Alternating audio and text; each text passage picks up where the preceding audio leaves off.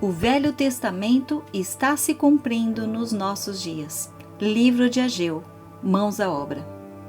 Ageu e Zacarias tiveram seu ministério profético no período persa da história dos hebreus.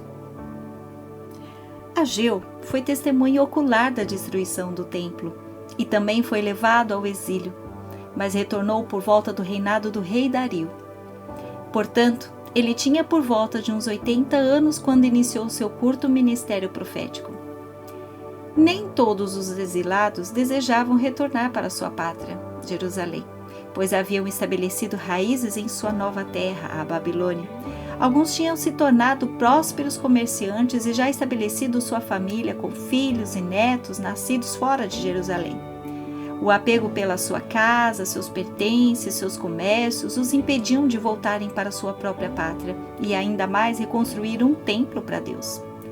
Deus ficou irado com eles, porque o povo que queria ficar na Babilônia só se preocupava com seu próprio bem-estar e enriqueciam suas casas, mas se esqueceram da casa de Deus e do próprio Deus. Em Ageu, capítulo 1, versículo 4, isso é bem claro. Porque todos andam dizendo que ainda não chegou a hora da reconstrução do meu templo? Pergunta o Senhor. Acaso é tempo de vocês morarem em casas luxuosas e confortáveis, enquanto a minha casa continua em ruínas? Tudo isso tem se repetido na atualidade. O povo que conheceu a Deus tem dito isso. Primeiro eu dou conforto à minha família, estabilidade para mim. Depois eu vejo se sobra algo para Deus e para a casa de Deus. E quais são as consequências dessa visão consumista e egocêntrica do nosso século? Capítulo 1, versículos de 5 a 7 também responde. Agora, assim diz o Senhor dos Exércitos, vejam aonde os seus caminhos os levaram. Vocês têm plantado muito e colhido pouco. Vocês comem, mas não se fartam. Bebem, mas não se satisfazem. Vestem-se, mas não se aquecem. Aquele que recebe salário, recebe-o para colocá-lo numa bolsa furada. Pensem bem nisso, diz o Senhor do Universo. Pensem em como vocês têm agido e vejam qual foi o resultado. Existem dois tipos de riquezas que chegam às nossas mãos. A riqueza que vem de fora, de Mamon, saturada em desgastes físicos, ganância e ansiedades. E as que são dadas por Deus, mediante nosso esforço e principalmente a nossa fé em Deus. A primeira prosperidade não dura muito tempo, investe-se muito, mas esta não dá o retorno essencial à vida. A pessoa continua vazia.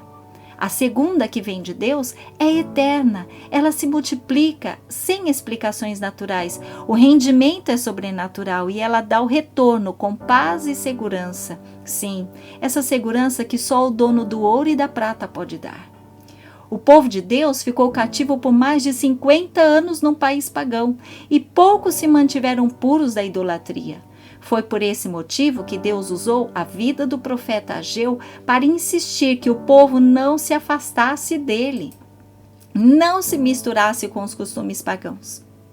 Hoje em dia, vemos nas redes sociais milhares de pessoas sendo induzidas, e muitas vezes até mesmo por um grupo de 10 ou até menos, a repetirem sempre as mesmas críticas, impensadamente, sem alguma informação para apoiar sua crítica. Aliás, o alienado, ele não critica, ele copia as críticas dos outros sem saber de nada. Não pense que isso também não seja um tipo de idolatria, porque é. Classificar algo ou alguém pela etiqueta é transformá-lo em um ídolo. Acham que o que ele fala está falado. Mas não é assim que as coisas funcionam. Romanos capítulo 12, versículo 2, diz para não nos amoldarmos ao padrão deste mundo, mas transformem-se pela renovação da sua mente, para que sejam capazes de experimentar e comprovar a boa, agradável e perfeita vontade de Deus. Nós não nos amoldamos ao mundo e ao que ele ensina ou diz, pois são os de fora que devem ter a Bíblia por regra e medida. Mas a Bíblia ela não fala por si só. Nós somos os portadores do alimento espiritual. Este está nas nossas mãos. Devemos servi-lo aos que precisam. Para isso, o cristão deve ler.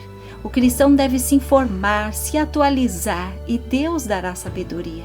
Deus te dará a escapatória e a palavra certa enquanto você estiver no meio dos que temem a Deus e até mesmo no meio dos que não temem a Deus.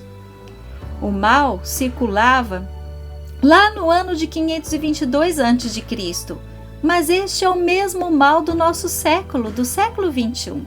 A superconsideração do eu, a saturação dos cuidados com si mesmo e a total desconsideração pela casa de Deus. E agora? Vamos deixar a casa de Deus se arruinar? Vamos fazer parte da roda dos escarnecedores e deixar a casa cair? Quem está disposto a reconstruir, ela não vai ficar de longe esperando aplaudir a queda, mas ele faz parte do grupo que compartilha o amor de Deus, seja em qual igreja que estiver. Ele vive os ensinamentos bíblicos, seja em qual igreja essa pessoa estiver. Ele continua sendo luz fora e dentro da igreja, onde ele estiver. Ele não se dobra aos costumes e comentários do mundo. Ele procura fazer o bem aos que precisam, não importando em qual igreja ele esteja. Se cada pessoa se comprometer em praticar essas regras básicas do beabá cristão, teríamos mais colaboradores e menos resmungadores. Teríamos mais agregadores do que dispersadores do evangelho dentro das igrejas. O profeta Ageu está chamando o grupo que quer acrescentar. Os que querem dividir não podem fazer parte deste grupo. Seja você um colaborador do trabalho de Deus. Esteja no time do profeta Ageu do século 21. Você quer que Deus te use? Esteja disposto a ajudar. Que o Senhor te abençoe sempre. Amém.